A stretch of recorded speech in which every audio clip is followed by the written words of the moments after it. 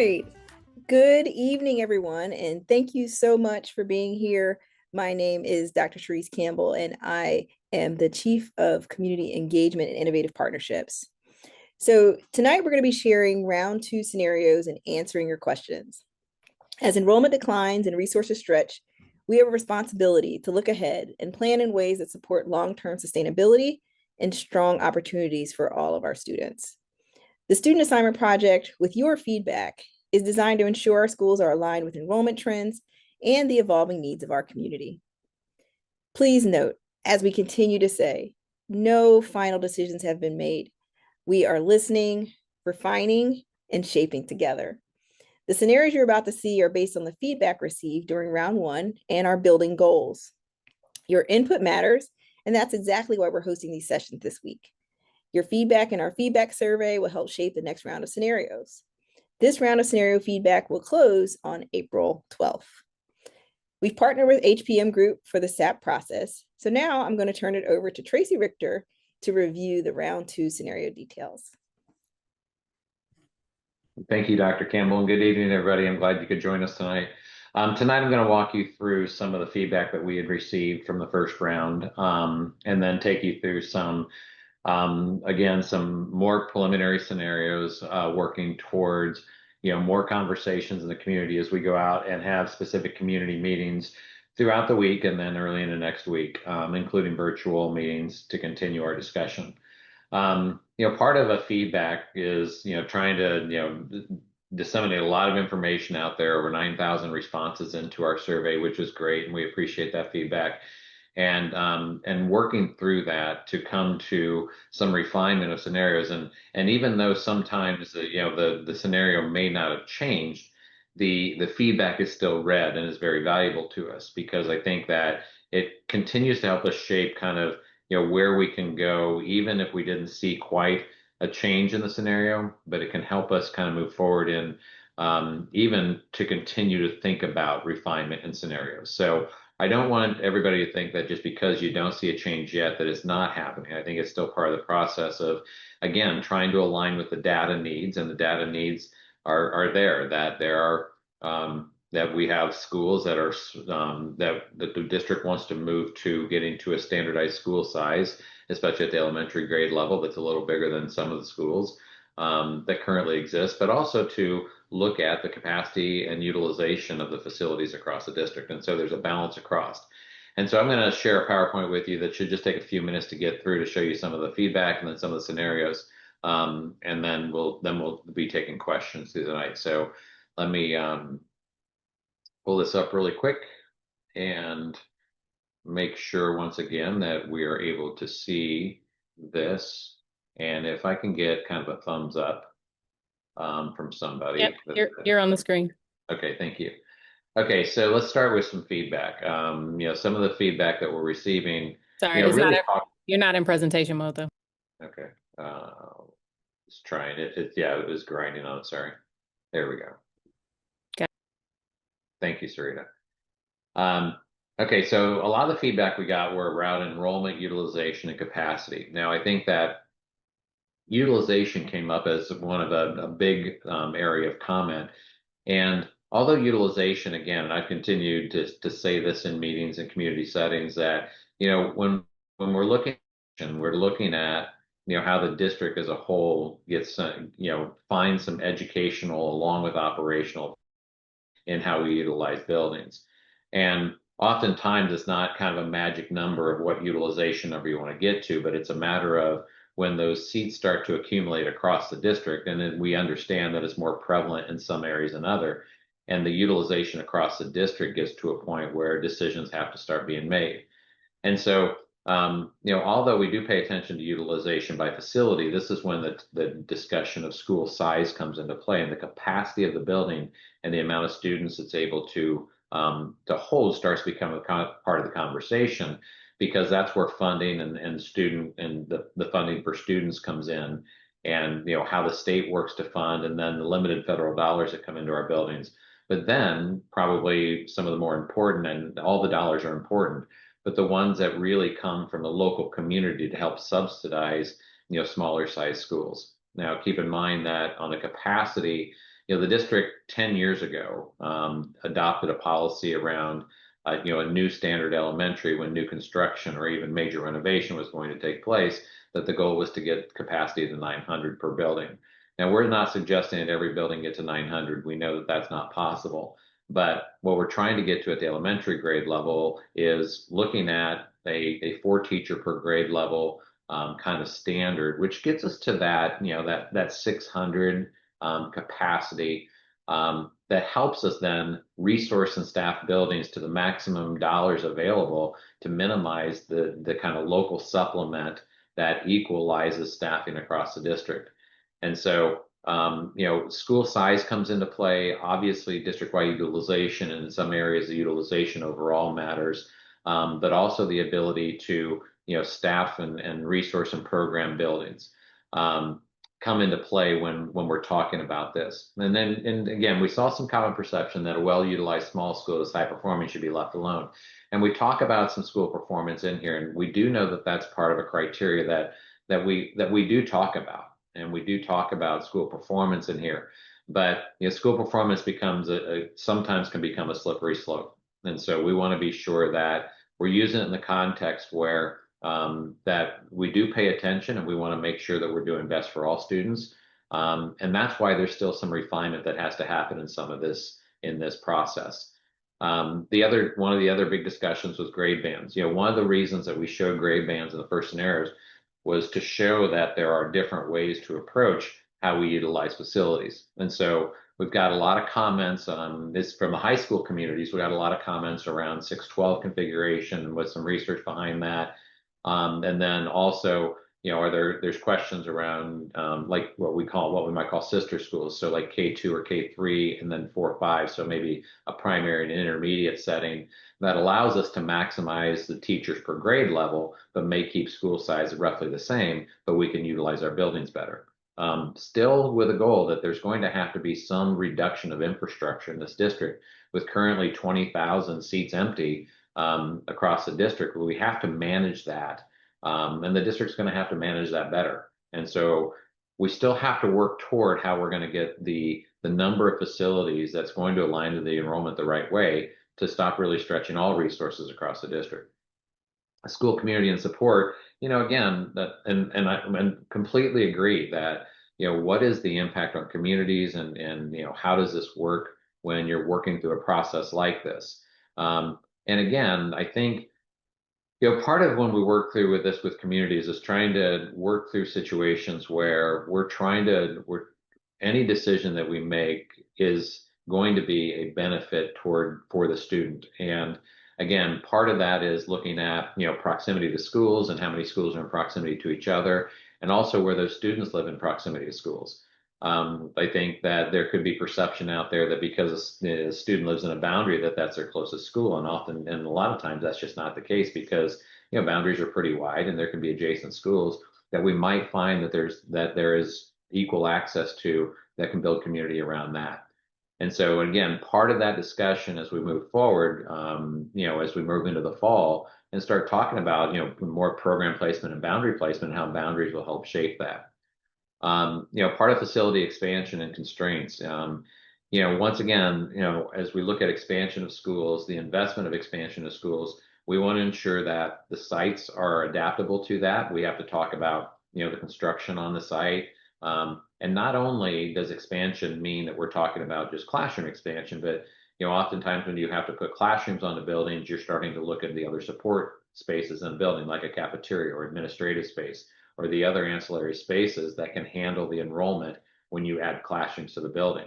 And so that's a big part of our discussion when we're talking about those, but also the dollar investment. We found that, when you're making specific investments into adding on to existing buildings, the price point is more efficient than building brand new buildings that when you already have capacity in the area. And so we want to make sure that if we're going to make decisions around building expansion and those kind of things, that those dollars are spent well and wisely, and that we don't look back in 5 or 10 years and those dollars weren't spent the right way. And so again, part of looking longer term is, how do we prioritize our eSPLOS dollars and our operation dollars to make sure that we get to that point. And another thing I want to say on this one is that a lot, and that's not listed on here specifically, but we heard a lot of feedback regarding maintaining high school clusters. And so in the first round, there was some discussion about the closure of some high schools. This round of scenarios offers some opportunities to be able to keep the high school clusters intact. But again, it comes with some give and take. It doesn't necessarily help the enrollment and program offering issue, because if enrollments stay the same, it's difficult to offer all the programs that are perceived to be unequal across the district. But those programs come with the number of students that are available to take those programs. And so, but the kind of the comparison is if you want to leave a high school cluster, then we have to look at other ways to maintain that facility in that cluster. So as we look at more detail, also we were asked for more detail. So more detailed action maps that come with heat maps that are in your resource, that are on the web page for planning, that Sarita Smith will take you through here in a minute. But we also show some, what you're going to notice is what we just call spaghetti maps, where we have potential arrows showing where students could possibly move to in a scenario. Now, that's again not final. That's part of a boundary process that we would go through, but it shows some potential that has the ability to both expand on a campus if we need capacity. That would be less expensive than building brand new buildings for capacity, but also shows where there is some capacity to handle the movement of students. Also looking at some proposed capital improvement projects as we move into the future ESPLOS programs. There's been about 11 major projects that have been identified through just data that are part of the SAP process, but kind of overlay on top of what this process looks like. And so the data also leads us to where those proposed capital projects, and we can start investing those projects. And again, 10 of those are south of 78. And so we see investment differentiation across the district. And then phasing consideration, a big question that was posed to us about, and a lot of comments around and both ends of the spectrum, that this process is moving way too fast or this process is moving way too slow, because we've continued to say that total implementation of this could take 6 to 8 years. And the reason for that is that in order to get to some of these goals of realigning our infrastructure, that we have to have some capital investment into these facilities. And so, near term would be more defined as, can we make immediate moves, which doesn't mean next year. Earliest that we could ever think about it is the 27-28 school year. Those medium terms are things that we can make some programmatic improvements that don't take as much construction, but really take some good program and condition upgrades to facilities. We can call on that medium term. And then the longer term are those buildings where we're going to need some capital projects to implement. And so I think there's a lot of variation there, but what it also allows us to do is to look forward to planning. Now, the board's not, when we get this to the board, we are likely going to look at those short-term scenarios that allow us to start implementing. And then again, in continuous planning and transparent, working with the community and planning in public, we continue to work with communities over the next 2 to 8 years to ensure that we're still aligning the right way. The facilities that need aligned, and do they stay on board or do we take them and reassign them again? And so I think it's a continuous process to look at. And so we just want to make sure that as we even get further refined in the next round of scenarios, we're starting to look at those more definition around near term, medium term, and long term when it comes to each of the buildings. So let's get into some specific changes out here, and things that might have stayed the same. So I think that in the north area, in the Dunwoody, Champlain, Cross Keys cluster, again, a lot of conversation around kind of capacity, and in the north part of the district, it's not really utilization. And I think in the first round of scenarios, we probably could have done some better efforts in talking about the size of schools. Across the district, we have there's the district wants to move to a standard school size that helps operationally resource and staff buildings and maximize those state and federal dollars that come in, that there's less reliance on the local dollar to help supplant those resources that have to be shared among buildings. And so when we're talking about resources, we're not just talking about specialty programs, but we're talking about things like art teachers and music teachers and PE teachers and guidance counselors and social service staff and those kind of staff that don't get to be at full time or a building, or if it is, it comes as a more expense. And so trying to get to those school sizes that get us to maximize those dollars was kind of the goal in a lot of this, which then causes some movement. In this, the Vanderland Elementary is identified as a conversion to a high school annex. Again, part of some feedback around continuity of cluster was that, we look at a Chamblee High School, and we know that it's being utilized we look at a Dunwoody High School, and we know that Dunwoody is being used at 125% utilization. Well, that's not a district standard we want to maintain. And so how do we ensure that these high schools have enough capacity that are in demand like this? And so one of the things that we thought about was this, and how do we then reassign students in this area to the other area schools that keep them in the cluster? And again, there's still a lot of discussion to have around this one. And I think we need to do deeper dives with communities that we're suggesting things like that and some reuse in order to keep these cluster continuity in place. And Ashford Park, again, I think one of the things that got brought up is thinking about how we use an Ashford Park for the long term. And these aren't in any particular order, but some of the things that have been thought about are things like the Ashford Park. Can we do a pre-K 3 and then a 4 or 5 sister school that allows us to kind of maximize our cohort teacher grade level numbers for resource and staffing? But again, as many as there are some sites here, a lot of feedback on, can we do a deeper dive into construction onto the site? Are there ways to expand or to build so we can handle the enrollment? The Ashford Park is, and a lot of them have their unique ones, but Ashford Park is a school that isn't a small school. It's a school that's got enough enrollment, and it's just a challenging site. And so we want to continue to do our due diligence about, working again with the community to talk about things like, site impacts, swing space impacts, what it would take to do swing space, and how we can, so a lot of discussion further on top of some of these options that are currently out there and scenarios that are currently out there.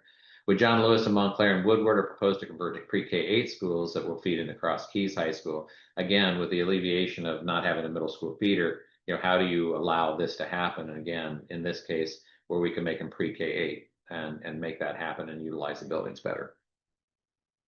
The Lakeside, Druid Hills, Tucker, and Clarkston. Clarkston is now proposed for a capacity expansion project that would add a middle school to the site, kind of similar to the Sequoia campus idea.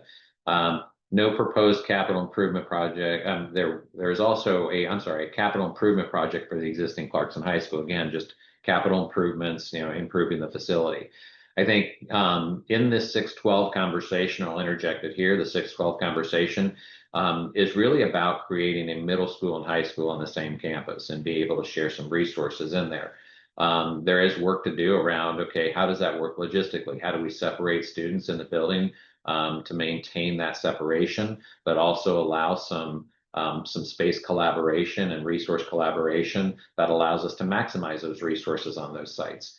And so some of the campuses are going to need a little more work to get to that separation. Others won't need that much work. And so we just need to get some more details to work through this, but also talk through these great configuration issues that we still want to maintain a middle school presence and a high school presence. And but we also know that that comes with constraints from a programmatic standpoint. We're not fixing the issue of how big the schools are from a resource and program offering standpoint. But what we can do is we can allow some like I said, resource collaboration that can cross over things like the AP Maths and Sciences or CTAE or even Fine Arts and some of those exploratory courses that we might be able to maximize resources more. Again, keeping a 6-8 and a 9-12 facility. Druid Hills is identified as a capital improvement project also. Design has already been funded for this school. Because we would add to the Clarkston and Druid Hills on the middle school, we know that, or we'd see Freedom Middle School become available for a special school need and more of a more adequate facility. Really quickly, I'll mention that, some of the schools that we mentioned, like Kittredge and DAA and DSA, what we want to do is we're not saying at this particular time that we would necessarily move them into a facility. because currently we don't know if there will be a facility available as we work through this planning process.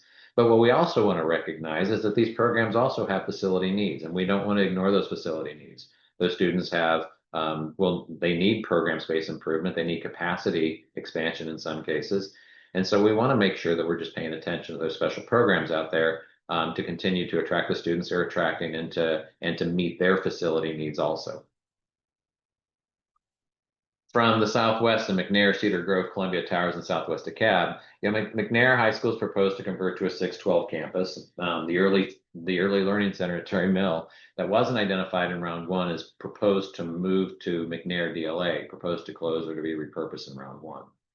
Cedar Grove Middle School and Cedar Grove Elementary Schools were both proposed to close in round one, and now they're proposed to remain open and just trade buildings. This effectively creates a 612 campus on the Cedar Grove High School. Again, there will have to be capital improvement projects to ensure that these buildings are appropriate for those grade levels. And so, again, when we're talking about those kind of improvements, we talk more about medium term or even longer term investments into these. Depends on where the funds can come in. Oakview Elementary is proposed to close or be repurposed, which is new for round two. And Bob Mathis Elementary was proposed to be closed or repurposed in round one. The round two proposal is to convert Bob Mathis to an ELC, similar, which is an early learning childhood center, to just like Coralwood.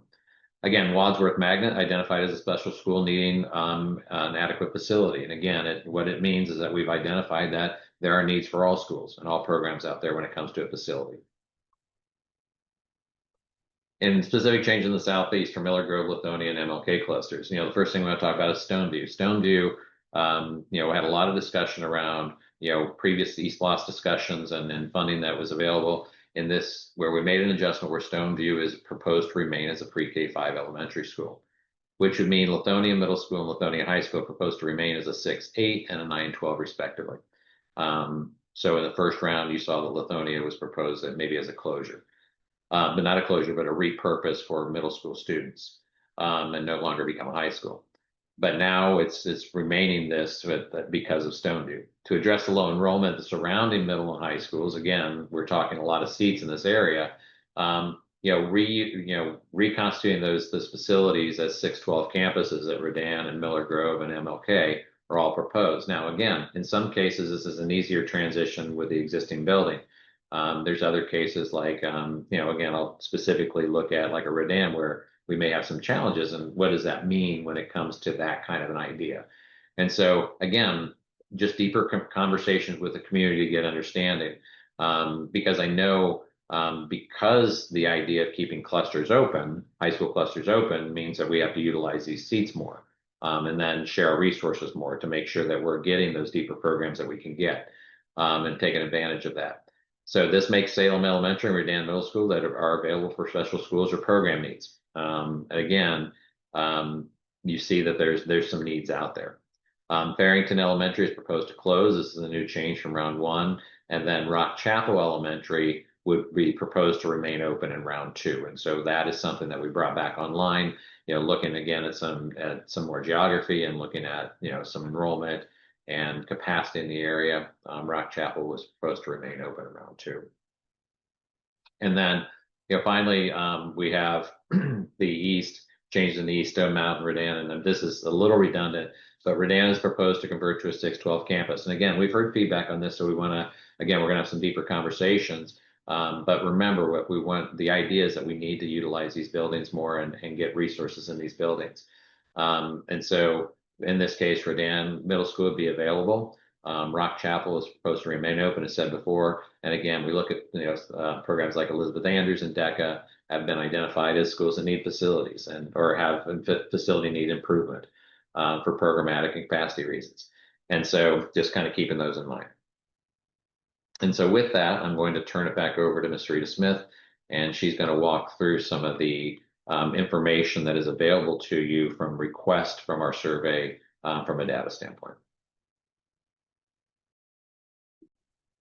Thank you, Tracy. All right, so I'm going to walk us a little bit through our website. I have some friends with me online helping us answer some of your questions in the Q&A. Great questions, and I'll be reading some out loud that I think are also just for the good of the group to make sure that we all have a clear understanding of some of those answers. I definitely appreciate all of your feedback. So let's get to what's on our website and how this kind of second scenario or iterations will work and where you can find all of the things. All right, so this is our DeKalb website. If you scroll down under the video image, there is a student assignment project button. And on that button, the first thing you'll see is everything that happened in round 1 and then what's happening in round 2. So we obviously left round 1 here so you can make sure that you have that historical context, if you will, follow the story. But tonight we'll talk a little bit about round 2. And so the first thing you'll see is our engagement opportunities, which is all the stuff happening in this week. These are in our top 5 languages. And on this very important button, it's called Round 2 Scenarios, is where we'll spend most of our time. So we are collecting feedback for round 2 through April 12th. And what we did was make, if you will, these kind of super clusters. It's just a way of analyzing and looking at the information. So under each super cluster is a map. If you click on that, it shows you a pretty large map. We have these at each of the meetings this week as well, but it gives you a little bit of a summary. It has a narrative that talks kind of all this is about. Phase 1, where you get to the color part, is what actions are happening in phase 2, the symbols that go along with it, the rationale for it, capital capital budget projects, and then what kind of phasing may need to happen in order for that to come to fruition. On the right is the map, as Tracy kind of alluded, we call it a spaghetti map on what possibly could happen if there is action taken. And then we got asked a lot about heat maps. So these are some heat maps if nothing changes, what happens to things like utilization and enrollment. And then on this side is just some additional considerations of things that we heard that we didn't necessarily take action to right away, but if there's enough of a community pull, it just may be something that we may think about in the next iteration of scenarios. So that is what the map is. And then there's a video that walks through all of that I just explained. So for us more visual and audio learners, a nice video that just kind of walks through the whole process of each of those maps. And then that chart on that map is also broken down here just for more of a view. So it tells you if there has been a change or not from the first scenario to the next scenario. And again, all of those categories that we talked about. And so we have that pretty much for each, if you will, super cluster that we can look at this through these lenses. And so you'll see that 5 different maps to review videos, etc. And then this talks a little bit about our meetings. And then we heard a lot of information about resources, like where are the resources? Where's the data that we should be looking at? So kept the information for round 1 here, a little bit about aging in place in DeKalb County, some about birth rate data, and each of these are drop downs. So some heat maps, some historical and capacity reports, a little bit about economic development, which we're still working through a bit. So we are working with both the side of the DeKalb, but also DeKalb County government, who is kind of getting us a sneak peek into some of their capital projects and economic development plans. So we want to make sure that we overlay that as we get a little more refined. They are going to share with us some areas that we should consider and think through.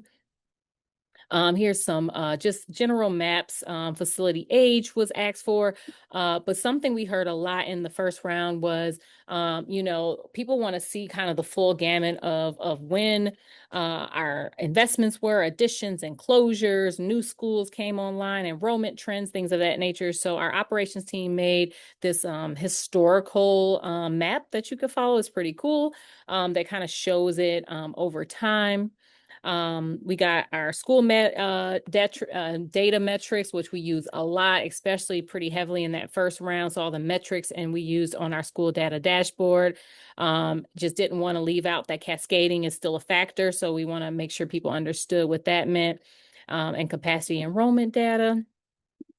Another important one that people had a lot of questions on is like we have this live-in chart and then we have an enrollment chart. Like, why are those so different? So here's another way of looking at that from the map lens or from a data lens, and it's called non-attendance or non-residents attending other schools. So even though you're zoned for one school, you may go to another one. That shows that in these maps here.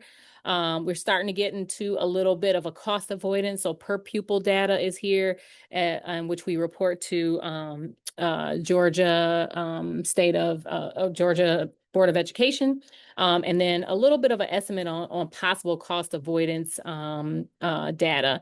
And then some grade band analysis. We're hearing a lot about grade bands. Overwhelmingly, community is like, hey, we like kind of the pre-K 5, 6, 8, 9, 12. And if we do that, but still want to, in some ways, balance this enrollment challenge that we have, then, that looks at a different type of closure. So we just wanted to give a little bit of analysis on where we've seen some grade band shifts throughout the country. And then this is just your proposed conversion, repurpose, or closure list all in one place, just so people have a list to look at. And then any of the new closures that may have come up given this new scenario. And then, of course, what do you think? So in our first round, we just kind of did a blanket. What do you think? Tell us your feedback. In this round, each round, we want to get a little more refined. So there are goals that we have. So we've heard a few times like, hey, we've given you this feedback, or this entire school said don't close. But it's still possibly on a closure or repurpose list, which is a fair and valid point. And so we are hearing a lot of feedback. We're not shifting feedback based on quantity of feedback that we're getting, but based on analysis and us really, and people giving us some alternatives. Like, instead of this, have we looked at this? Have we considered, someone in our last meeting said, have you considered pre-K through 6, a 7 through 9, and then a 9, and then a 10, 12? Like, would that get you the same benefits as you relate to these building goals? So we want you to look at our building goals. We have goals about significantly underutilized schools, significantly overcrowded buildings that we've had that have modular units, and then really optimizing our dollars by right sizing our facilities so we could really get as many strongly academic position buildings as possible. So we're really looking for feedback that helps meet those goals, because as we iterate, we do have goals that we are obviously trying to meet as it relates to buildings. And then here's our survey. In round 1, we did a lot of FAQs. So we have a lot of answers to FAQs. We will have a round 2 one here as well, as we again start to drill down into some more specifics. So there's a lot of questions that we got from that last round here that you guys can definitely look into at your own pace. And definitely look back at round 1. We did put a lot of FAQs. All of our videos, meetings like this will be posted for round 2 as well, just so we can remain transparent with the process. All right, so we're going to get into your questions. And I think my team is in here answering some, and I've answered a few, and there's some I think, again, that's good for the group. So I'm going to start with maybe Tracy and Hans. There's a few Ashford Park specific questions, just knowing that there is possibly an increase in that area as it relates to families moving in, even projections. So where there's something increasing, would we consider a closure? Like, tell us a little bit more about some of that rationale. And I've already hinted that we are, after this week, going to be coming to specific communities that are very largely impacted, like Ashford Park, like some of our schools in the southern part of the district. So we will be having specific meetings as we start to tailor this and drill down a little bit. But just, general thoughts on if something possibly could be growing, why we would consider it for closure. Sure, I'll take that. And I'll say too, so on the data, I'm very aware of the data that the forecast the HPM did. They think they did a very good job of forecasting. There are a few specific areas and schools where our internal forecasts differ a bit from theirs. Ashford Park is one of them. But even in the HPM forecast, which shows them shrinking as opposed to growing, it's still going to be a very overcrowded school. And so that question is a very pressing one of, given the conditions at Ashford Park, where they're very overcrowded, and whether they're growing or shrinking, there's still going to be a lot of students there. There's absolutely a need for capacity there in that area. Why are we looking at potentially closing that school or turning it into something else? And there, I think, as you point out, Ashford Park is a little bit different than a lot of other schools in its situation, as far as it's not actually a small school, it's a small facility. Actually, I think Tracy is the one that has said that, pointing out the Ashford Park is a little bit unique in some ways. It is in a different situation than many of our other schools, and so we need to keep looking and taking a look. In fact, we've had many conversations about Ashford Park and a few other schools that are in unique situations to say, how do we make sure that we look at these, address these, make sure that the decisions that are made here, or the recommendations at least that are made, are sensitive to these communities and are what is best for all students in DeKalb as well. And so the main thing I'll say there is the conversation around Ashford Park is very far from done. We're continuing to look at it. We're continuing to talk with Ashford Park. We're continuing to talk with each other, with board members, with the community, with everybody we can about what is the best solution there. And it is a difficult one because, as I said, with that community more so than most, is that school is very overcrowded. There's a lot of demand for the capacity there. The site itself has a lot of constraints and issues, which makes it a tough site. It's difficult to recommend doing a full rebuild there. It is difficult to add on to. There's a lot of logistical questions. None of these are impossible. They just make it a more difficult. It's difficult to find one simple, snappy, here is your answer. Even though and this is true for a lot of schools, even though these scenarios so far have seemed to be very black and white, you're doing this, you're recommending that. Even if it hasn't changed from round one to round two, the reality is that these conversations are still very much ongoing, and none of these have been fully decided or fully settled. So I think that's probably the best way to put it for now. Thank you. Yeah, it's definitely a very much so ongoing process. I appreciate that. Can we talk a little bit about, there's some schools that may have programs like DLI or a theme or something like that. And if that is on a list to possibly close, consolidate, or repurpose, what happens to those programs, in particular things like DLI that are like certified to a school? I think actually, Sarita, that might be a good one for you to answer. Yeah, so we did talk a little bit about that, working with the coordinators in our teaching and learning and schools and leaderships team to understand that a little bit better. We're looking to get a little more clarity around DLI specifically, but right now our goal is to maintain all of the programs that we are currently offering.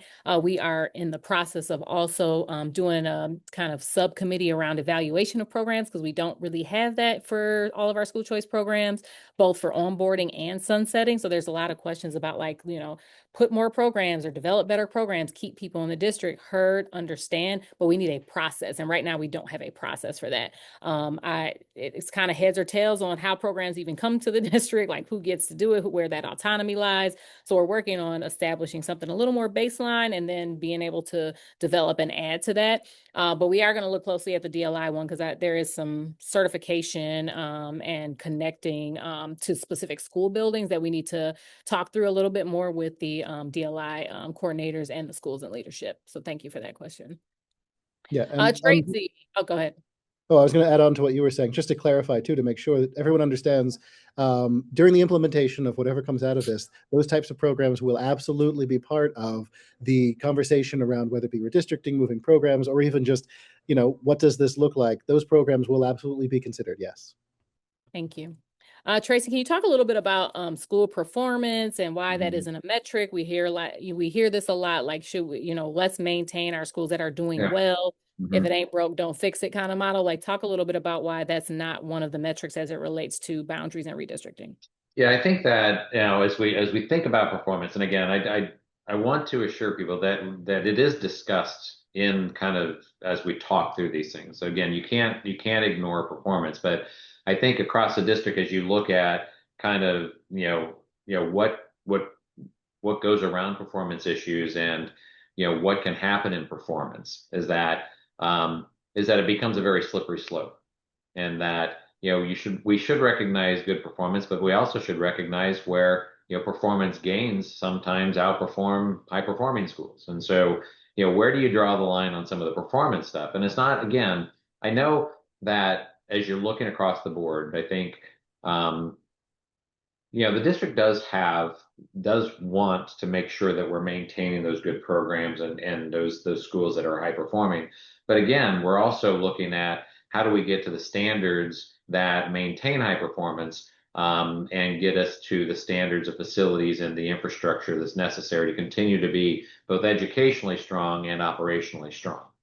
And so, and again, in some of these cases where, again, there's some unique situations, and I think this one, and I think we've gotten this question a lot from, and I know that we've gotten this from the Ashford Park community in particular, that, again, we find ourselves in a unique position where this school doesn't fit in the utilization issue, doesn't fit in the small school issue, it's just or small enrollment issue, it's a small school issue, and it's, a site thing that we got to talk about. And so I know that doesn't help with the performance, but I know that when we look at performance, we want to ensure that that how do you measure the performance across the board for all schools? We find ourselves in a situation where there are schools in the district that may not be meeting the top performing, but they don't have the resources in the building, and because they don't have the enrollment to get there, and they don't have the ability to get to the highest performance they can be because the resources simply aren't there to get to them. And so do we just say that those schools aren't performing, or is it a result of lower enrollment, access to resource, access to the things that they need to perform?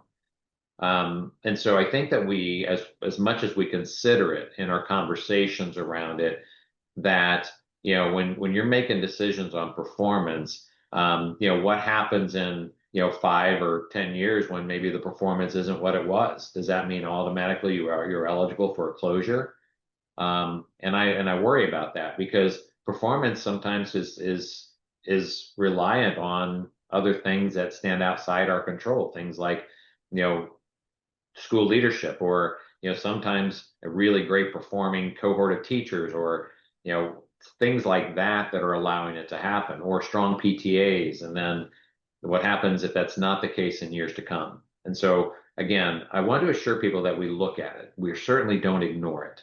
But we also want to put into context, kind of the vulnerability of performance sometimes, where we know that some of the other metrics that we can get to allow us to have the resources in the buildings to maintain long-term continuity. All right. Thank you for that. So this question's a little bit about SAP and then kind of what people are seeing. So it says that, having differentiated grade bands by region was definitely not one of the SAP guiding principles as it related to continuity and program and access and opportunity. And there's a feeling that we're just kind of giving into pressures of communities to say, like, we need something different from, one community to the next. How are we kind of coinciding what we heard from that committee that spent this long time on it versus what we're hearing from community? And that's a phenomenal question. So, we definitely pushed on guiding principles from SAP to kind of kick us off. A lot of what we heard from that initial round was this looks very inequitable as a process, like as we pushed on kind of using, if you will, an equal kind of playing field for everyone, and putting the same metric across everybody, which undoubtedly shared some of our challenges in the district. But as we get into the community piece, we have to, take into consideration other possibilities, right? And so different areas in this district are very different. So we're trying to honor some of that feedback as we come through this. But that's why, again, this next round, we kind of pushed it back to and here are some goals, help us reach the goals of the process as well. So it's a tricky balance for sure. But we did, share that information from SAP with, operations and HPM to try to, integrate that into this process. But there's a lot of feedback and there's a lot of opinions from the community. So trying to find that balance is definitely a little bit challenging. So thank you for that. This one, and I'm not sure if this is a mapping thing that may have just happened, but it says that on the map in scenario 2, Kittredge is listed as part of the Lakeside cluster. Is that an error? Or are we considering switching that feeder pattern? And I think it's just based on where it's located, perhaps. I think it's just where it's located. Yeah. Okay. Yeah. Just wanted to provide. It should be listed just based on where it physically is located. It's not a particular feeder to any one high school, but but it does come below Lakeside High School, so maybe it's hard to read, but I think it's trying to show it as being physically within Druid Hills. Thank you. And thanks for pointing that out. I mean, we want to make sure we're clear on our maps too. So thanks for pointing that out. Yes. All right, HR, Mr. Kennedy, it says, do we have, just talk a little bit about, if things shift, like how does that affect our family, or excuse me, our staff? And is there, do larger schools get more staff? How does larger schools maximize staff benefit for students? Yeah, it's really, very, very early in the process to really tell when we begin making more finalization of choices and decisions and things like that. HR is going to come up with a plan. We're going to be working on a plan that is going to be transparent. It's going to be fair for those affected employees. And a part of that plan is definitely going to be making sure that we run everything through the governance team, the interim superintendent, as well as the board to get final approval on anything that we do. We're going to be taking things into consideration like the certification and qualifications. We're going to take allotments, because with those consolidations and things like that, you may get allotment changes, and more schools are going to be needing more teachers and things like that. The intent from an HR standpoint, though, is really to retain teachers. I mean, we want the teachers to, still be around. We want them to be here. Now, we understand that every year you have general kind of attrition, when it comes to human resources. You got people retiring, you got people leaving, moving, all of those different kinds of things, that open positions and things like that. So we're going to be ready with our plan to effectively take a look at those things, those qualifications. We're going to look at the allocations. We're going to look at, student enrollment projections and all of those things, so that we can come up with a clear process.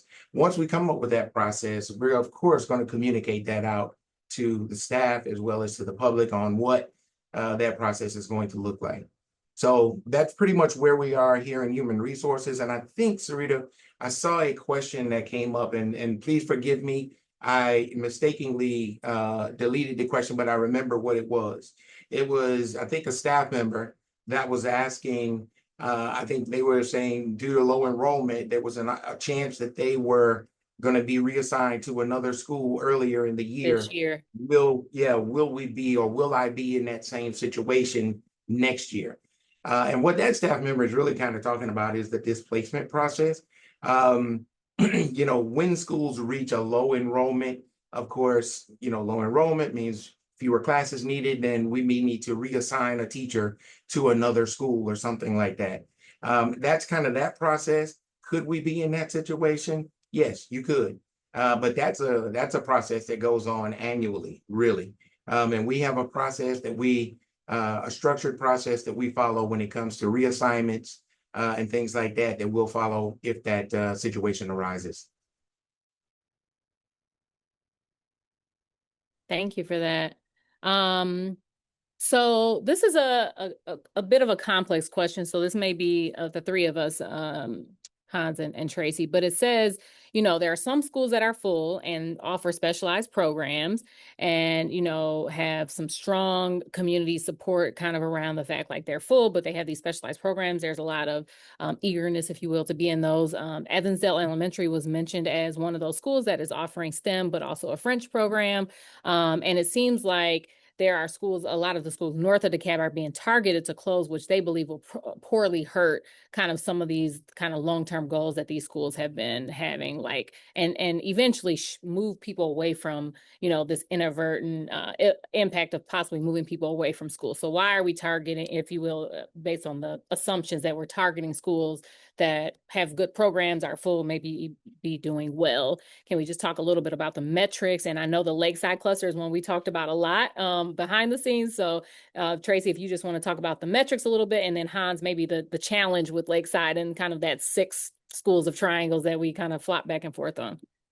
Okay, I'll start with kind of metrics there. I think that as you look across, again, doing district-wide planning, we go across, and there's a lot of different conversations that happen, depends on where you live in this district. And when we go out and meet with the community, that there's perception of inequity when it comes to program delivery models from parts of the district that see other parts of the district as programs that we don't get. There are ideas that, we're targeting this part of the city because we have, more empty seats, or this part of the district because of this. And I think that the one thing that you're trying to apply across the board, that it's not just a utilization issue. It's the idea that if we're going to reach standards of school size that allow us to stop supplanting resources across the district and to maximize the resource at every building, then the first lens has to be kind of an equal application across. I can't go to the southern part of the district and say that we want schools of 600, and then go to the north part of the district and say your school of 450 is just fine. There is not an equitable voice in there, and the accusations that come across to us become, very, very much built around other factors other than performance or capacity or things like that, as you can imagine. And so we have to take kind of this equitable lens across the board to say, we want schools to be this size, and we want them for these reasons. We want to make sure that we don't maintain empty seats across the district. And so that's a very different conversation in parts of maybe the north part of this district as compared to maybe the central and south part of this district, where utilization might be a bigger factor in the number of empty seats in the south part of the district versus the size of schools in the north. And so even though they're a different metric, it's still a metric that we work toward. Part of the SAP process and guidance talked about, school size and how we could get equitable programming and funding across schools where we're not having to supplement local funding to make sure that we have all the resources, regardless of how much FTE is walking in the building. And so I know that's not an easy conversation when you're sitting there with a school that is one that is on the list. And don't think I don't think about that, because I do. I think about, well, if it's at the right utilization, but we're trying to create a district-wide application of this, and also trying to provide some flexibility to meet community need. I know that some of the pushback on that and maybe from some SAP committee members around grade configuration, but part of that was some adaptability to those communities. The idea, like if we go up to the, up in the Cross Keys, there's no middle school right now. So creating K-8s where we have buildings that can handle the enrollment of those and create a pathway of feeder into that's a middle school feeder, that is an adaptation to get more specific to a community need for a feeder pattern. And so what you're trying to do is, again, balance good standards across the district where it's applicable, where the accusation is, you're not doing that to them, you're doing that to us. And then the other piece then is, then how do you make some adaptations to make sure that you're acclimating to those neighborhoods or those communities to meet the students' needs? And there's variation, and we understand there's variation. And so, and then feedback that we've gotten, even though we want to cross that district-wide standard, is that we've gotten a lot of feedback that says it should be more specific to the community. Well, then you kind of ignore the district side of the data. And so there's just a balance that we're continuously in to try to do both. And Hans, I'll let you talk about kind of those, those triangles up there. Sure. Thank you, Tracy. And it's much as you say, with Lakeside specifically, the Lakeside cluster has 7 elementary schools that feed into it. And one of the big reasons why there's so many is because 6 of those 7 are small elementary schools. They fall below that minimum size. And so that's something that was looked at as part of the initial scenario, and then also the round 2 is, of those 6, 5 especially that fall within 285, closer to the Lakeside High School itself, but all 6 of them. What makes sense because with small schools, across the district, because they are smaller than the standard that we're trying to achieve, that means the schools either need to be added on to or consolidated into some other school. And since so many of the schools in this cluster are small, adding on to all of them doesn't make sense. Which ones get added onto then becomes part of the conversation. And that's the conversation we're trying to have with the Lakeside cluster. So some sites, so there's a few schools that specifically Henderson Mills, the one that comes to mind, where the site itself isn't quite as conducive to building an addition. But the reality is, for a lot of these sites, there's maybe a slightly better geographic distribution one way or another, but is that a strong enough argument for saying which schools specifically? That's a conversation we want to have. I know we've gotten a lot of feedback from different folks around Lakeside saying, well, why my school, or why this or that? And the reality is that we want to have that conversation. We want feedback that isn't just, don't close my school. It's, well, have you thought about this? So there was a comment actually at the meeting earlier today where someone asked about, have you thought about the schools that are on more thoroughfares rather than back in the neighborhood? Or have you thought about this others? That was fantastic feedback. I really wanted to write back to them saying, thank you. That's really good feedback. That's the kind of conversation that we're trying to have. Thank you. Thank you. So there's some questions about this, like if some of our specialized buildings, we are finally mentioning those just because we heard people say like, hey, my school's not on here. So we talk a little bit about some of the specialized buildings that, just from a building adequacy and maybe land space may need a different building. Kittredge was mentioned a few times that, there's pretty much nothing up north where we could move it. And so there's a feeling that the implication is that it would have to move south, which is not necessarily true. We were just saying that we know that this school or this program needs a better building. If we can't find something that is in the vicinity, then maybe we have a different option. So we're looking for, again, feedback on that. So we heard like the options that are open are too far south for, and then creating kind of a magnet school desert up there. Understood. We heard that, but like, if there are options that we haven't thought of, please share them. We aren't at the program placement phase of this yet, but just wanted to say we know and recognize that building is not adequate and that we need to do something about it, hopefully, in this process. All right, so there is a lot of data around, how when a kid shifts a school, the impact of that, like both test scores, social emotional, like friendships, things of that nature. So the question is that given some of that research, why consider shifting anybody from Vanderlyn to like Kingsley, for instance, when those students have assumingly been redistricted recently, I think is the question, which I'm not sure that is accurate, but if you could speak to have the Vanderlyn students been redistricted recently, and just like what and I can speak maybe, and I don't know if we have somebody from schools and leadership or student services to talk about like how we would support the social emotional piece of that. I don't think there's any students currently going to Vanderlyn that have been redistricted into Vanderlyn recently. No. Okay. But there are schools that have been redistricted. That is part of what we look at. And when we talk about the implementation, I mean, it's important to keep in mind that for many of these recommendations, they're not short-term recommendations. In fact, in round 2, we added a column on that table to talk about like, what is the implementation timeline? Is it short-term over, say, 1 to 3 years? Is it medium-term in that 3 to 5 to 6 year time period? Or is it medium long-term, like 5 to 10 years? And that's just to give an indication that, for a lot of these proposals, they're not short-term proposals. And even the ones that are, we wouldn't want to implement everything all at once right away. And so that's something to keep in mind, is that there'll be some time, some runway for folks to, for us to figure out what does implementation look like, what are the logistics. And absolutely during that process, previous redistrictings and any sort of, double impacts on students are going to be considered. But it's been a while since there's been a major redistricting in most areas of the county. The most recent that I can think of was with Care Reynolds in Dresden, with the new Dresden being built.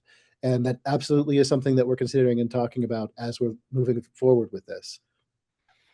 All right. Dr. Dudley, you want to talk a little bit about the supports that we have at the schools if we transition kids? Is that what you were? So I was going to speak to what we currently have, and I think it would be a targeted focus should the scenarios be approved. So in regard to the social emotional capacity of our scholars, we do have a second step program in all K-8 schools in which the counseling team, there are some schools that have mental health counselors, FACE advocates, and they do work collectively to ensure that the social emotional learning of scholars is being addressed. There are some different things that schools individually do that are funded by different community organizations as well. But we do have some things in place currently to support student social emotional learning. And it would be my assumption that should these be approved, that we would have a target focus for merging communities in that manner. Yes, thank you so much. All right, so given, let's see.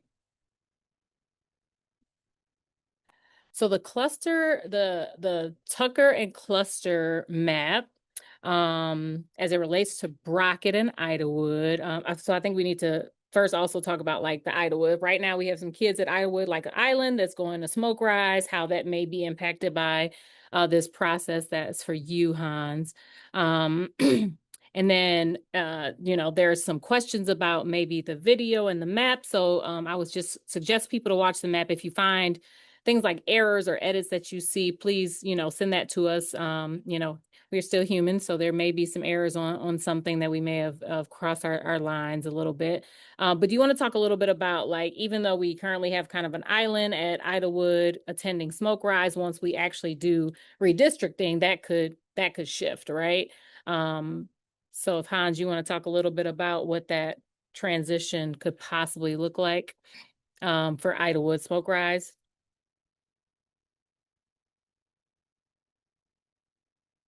Oh, sorry. Did you hear me, Hans? Sorry, could you say that again? I apologize. Yep, no worries. Just talking about a little bit about the, how, Idlewood and Smoke Rise, we kind of have some kids over there right now, but as we do redistricting, like some of the efforts to kind of balance that area, that it may not look that way after this process. Yes. Well, right now the kids have been redistricted out of Idlewood because we have a major renovation project going on right there. So they've been redistricted from Idlewood to Smoke Rise. Once that project wraps up, which will be not this fall, but I believe fall of 27. So we'll need to take a look at that. We'll need to do a redistricting to rebalance students in that whole area, not just between Idlewood and Smoke Rise, because we haven't increased the capacity of Idlewood. Idlewood was overcrowded. It's not now, and we're not looking to move everybody back and make it overcrowded. So there will need to be a rebalancing in the Tucker cluster and really that whole area as a part of, and it's similar to Sequoia, where there was already a need for redistricting because of new capacity coming online. That redistricting is going to be rolled and folded into this SAP process. Same thing with the redistricting around Idlewood and Smoke Rise, where in preparation for that project being done, some students returning back to Idlewood and filling up that school, that redistricting process is going to be rolled into the SAP process as well. Thank you for that. Tracy, can you speak to this? Because I think maybe there's a misconception of the Vanderlyn, using that building to support overcrowding at Dunwoody. The question says that Vanderlyn is like one of our highest performing elementary schools. Can we offer some advice on why providing vocational space or for newer undeveloped Dunwoody High School would be appropriate? I'm not sure we ever said it would be vocational space. So what's the plan if Vanderlyn is being used for Dunwoody? Is that just excess space so that we could get rid of the modular units? Can you talk a little bit about the possibility of what that is?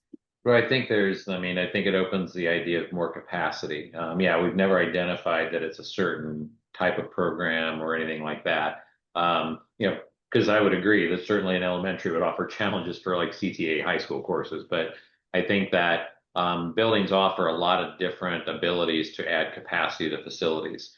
Again, we don't believe that portables are the most appropriate environments to be teaching students in. We want to get them in permanent facilities.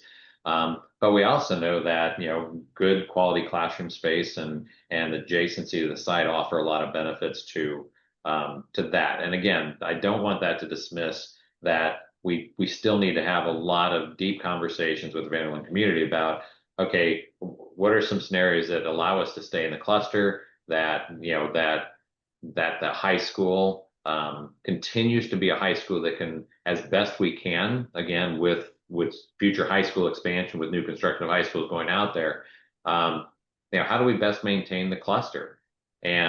But the idea that we're going to utilize a high school at 125%, that's very difficult to add on to that, with some of the site stuff with the fields and parking and all that, we want to be, I mean, again, I know that's a complicated conversation, but we haven't identified the program. But we also know that it offers capacity for the high school, and allows us to maintain, at a better rate, the continuity of that cluster, which we understand, which we know is important to those elementary feeders. And so those students having access to that building and ensuring that that's the high school cluster of the future is going to require some additional space at Dunwoody. And otherwise, there's going to have to be another alternative. The district will not maintain a standard of overutilization to that extent of a facility. That will lead to a lot of things that we don't want to see. Condition, performance, safety, all those kind of things that we want to maintain at the high schools. So I think part of the discussion, again, the conversation is not over, and with Mandolin, we want to have a deeper conversation about what are alternative routes to this to ensure keeping the cluster together, making sure those elementary schools have the access to the high school that they've intended to have as a feeder pattern. And so again, Hans mentioned earlier about some uniqueness of a site. I think this is another unique kind of scenario that kind of falls in a scenario of in the area that it is, new schools around it, some proximity to other buildings, understanding that there are parts of boundaries that are kind of, little islands onto these boundaries too. So there's just a lot of kind of movement of things to discuss in this area that we have to have a deeper conversation about, but it doesn't dismiss the idea that the high school needs more space, or else there's going to have to be something done in a boundary process that actually we could find more resistance in, of saying, I don't want to leave this cluster. And so then what do you do? And so I think we find ourselves in a unique situation with this school, and again, an opportunity to open a conversation in the Dunwoody community about how we solve the long term of this and maintain the continuity of the cluster. Thank you. And there's a lot of, I think, just a lot of questions on, how do we actually implement community feedback? Why would we outsource a process like this? So I think Hans has some experience on like the last process we did where it was all internal, and we kind of got some direct feedback saying like, you should outsource this. So now we're doing it a little differently. Hans, you just want to speak quickly to like kind of the switch in this and how it would differ from kind of that last larger redistricting of 2010, 2011. Sure. So for large planning processes like this, in 2011, we had a big process. That was the last time that we closed schools. And at the time it was a smaller closure of schools. I forget the exact number, but it was somewhere in the neighborhood of 6 or 7. And it was as successful insofar as it got the district closer to the goals of the district. But there were also a lot of lessons learned, how we facilitate meetings and how we run these major planning processes. Since then, we've always brought in outside help when we do these major planning processes, because the reality is, as a district, we don't have staff that, like, we have planning staff. I'm director of planning. That's one of my jobs. But that, our job is an ongoing thing from year to year. Year to year planning, smaller redistrictings, those are the same types of things that we work on. For these major district-wide initiatives like what this is, we need to bring in outside expertise and outside help. It also helps because it brings in an outside perspective.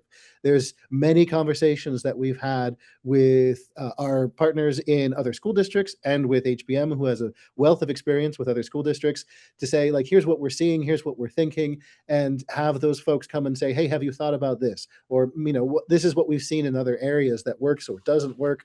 And so, it's really been a major help. In fact, I don't think that we could be having the conversations that we're having and to the benefit of the district without the partners that we have at HPM and all of the DCSD staff that are participating in this big process. There are dozens and dozens and dozens of DCSD leadership that are at all of these meetings that are helping support everything that's going on. So it really is a group effort to try and make this happen. Yeah, and I think kind of to dovetail off that is like, how do we really get to that like deep community kind of feedback and show that that feedback made some changes to this? And I think part of that is having some hard conversations that we're not used to doing, but also doing that in smaller spaces, right? So the kind of first initial phase of this, we kind of have to do a blanketed approach where we get as much feedback kind of from everybody as possible. And as we've kind of alluded to, this like round 3 is really going to be kind of tailored to certain areas, so we could really get into the nooks and crux of like your areas, your neighborhood. But there are going to be some concessions that like we're going to have to talk about for those areas, right? And so I think some of those conversations are better had in smaller communities because it just impacts you and it doesn't necessarily impact everyone. So we're getting there, right? So we're trying to, you know, tailor it and iterate as we go. But some of these conversations just have to happen in your communities, and we are committed to doing some of that in this in kind of your round 3.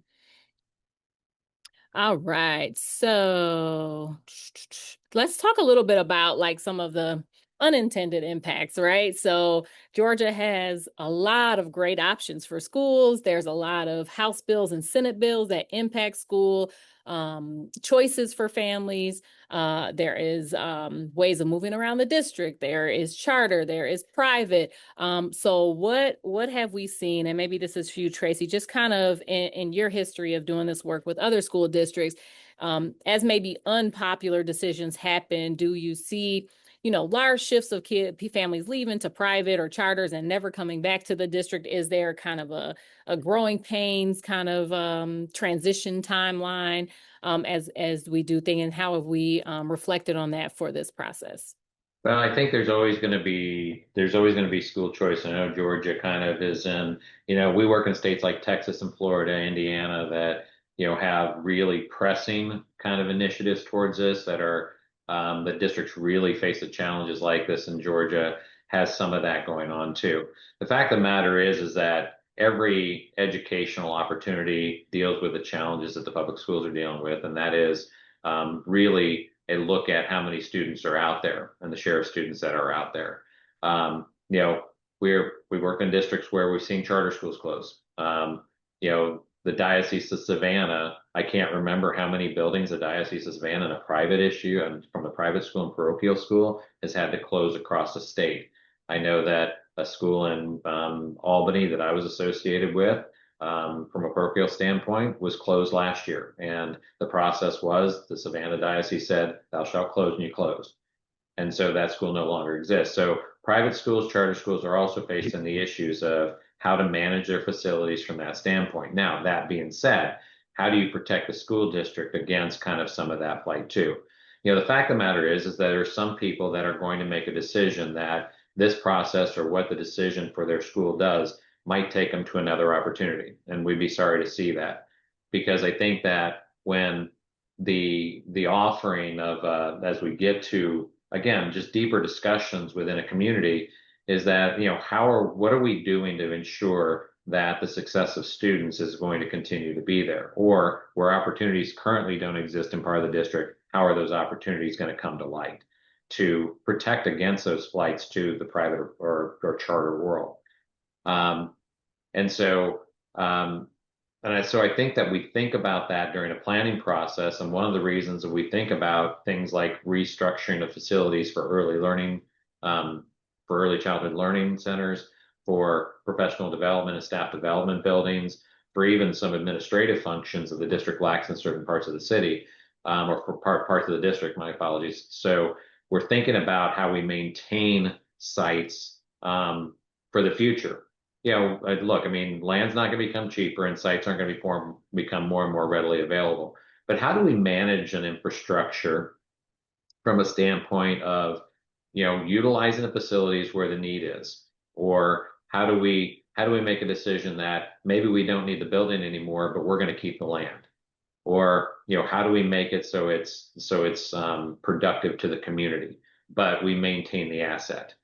And so part of the discussion as you get to this, and I think part of, when you ask about how we use feedback, I think one of the things we see in feedback is some of these things that, we see comments all the time around, well, we didn't have an opportunity here from this standpoint. And we think about, well, what does that mean from a future of that building or that area, that we can provide something of more need, whether it's through the school system with partnerships with repurposing a facility while maintaining facilities.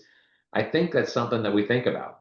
But I also know that those other entities are dealing with the same things that we deal with. That, the private school option is not an inexpensive option, and vouchers don't cover the total cost of those. We know that. And so we also know that in charter instances that, in a lot of cases where we look across performance standards, performance isn't the reason that people oftentimes go to charters. There's a lot of different reasons they might attend a charter. Non-satisfaction with their neighborhood school. A lot of times we hear about safety, we hear about discipline, those kind of things. But we just need to make sure that we're offering the environments that allow us to compete against that. And once again, if we're going to continue to stretch resources across the board and have to supplant smaller school buildings because of this, we're just going to continue to strip resources, which means we can't stay competitive with the private school network or the charter school network.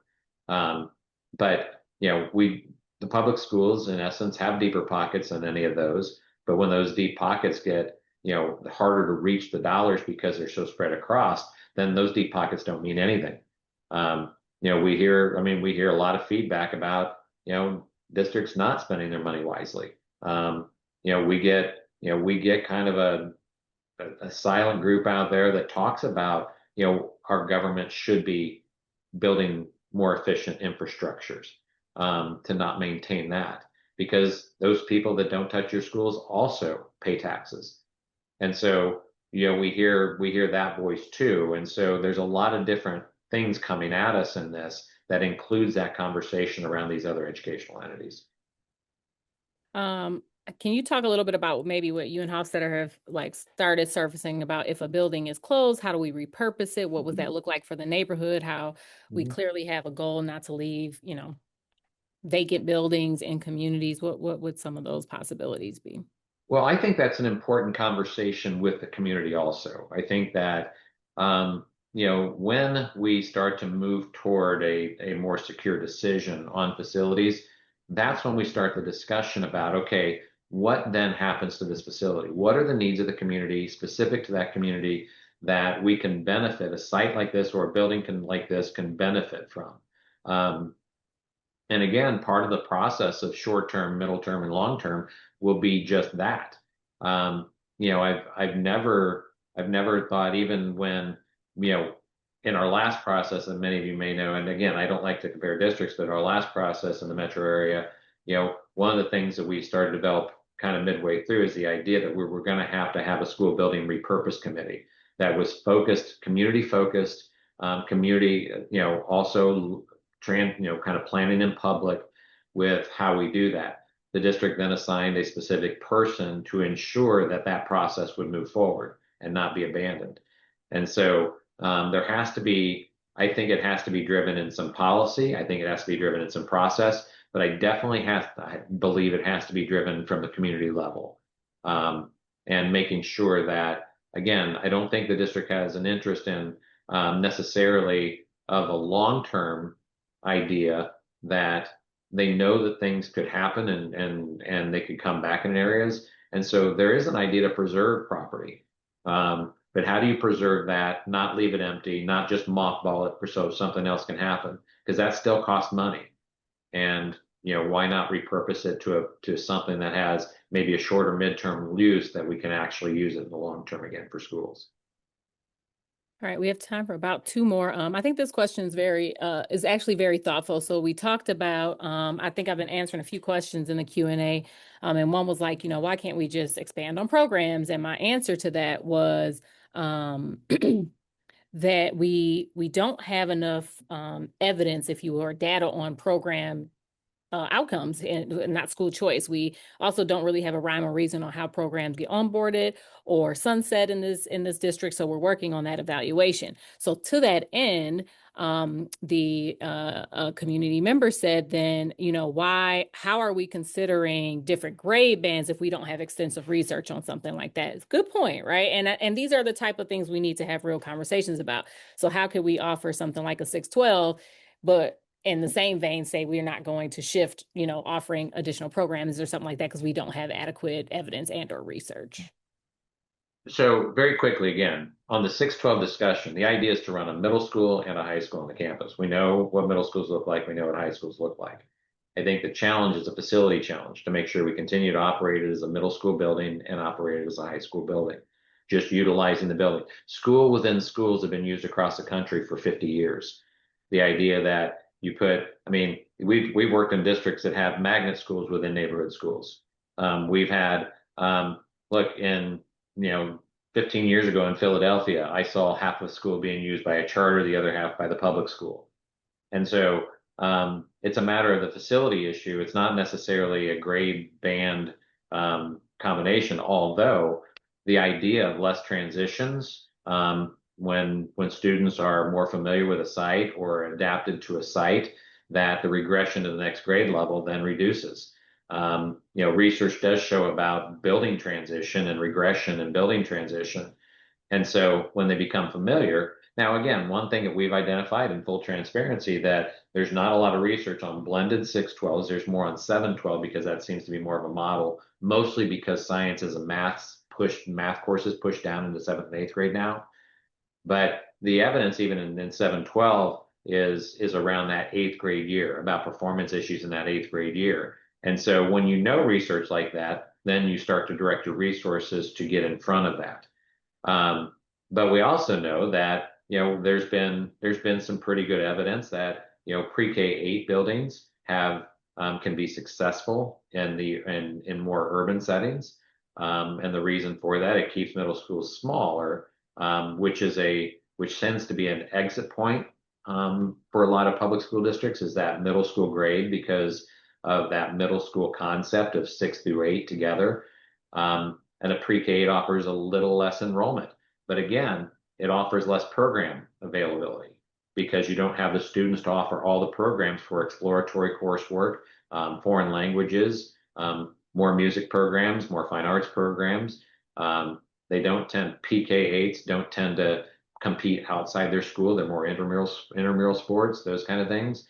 And so there's give and take on the research of these.